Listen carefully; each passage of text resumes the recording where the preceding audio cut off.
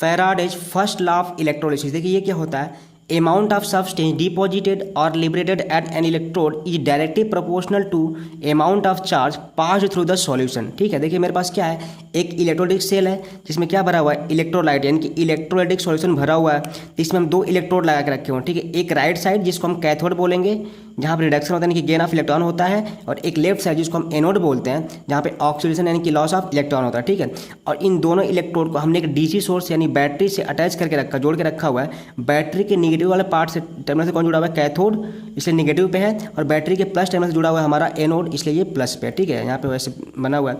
देखिए हम करते हैं क्या, कुछ टर्म मानना हमने क्या, हमने मान लिया कि लेट डब्ल्यू क्या है, अमाउंट ऑफ सब्सटेंस डिपॉजिटेड और लिबरेटेड एट एन इलेक्ट्रोड है इस इलेक्ट्रोड पे, और क्यू क्या है, amount of charge pass through solution है। अगर ऐसा है तो अकॉर्डिंग टू फैराडे क्या हो जाएगा, स्टेटमेंट के according W proportional to Q, यानी कि W equal to Z into Q हो जाएगा।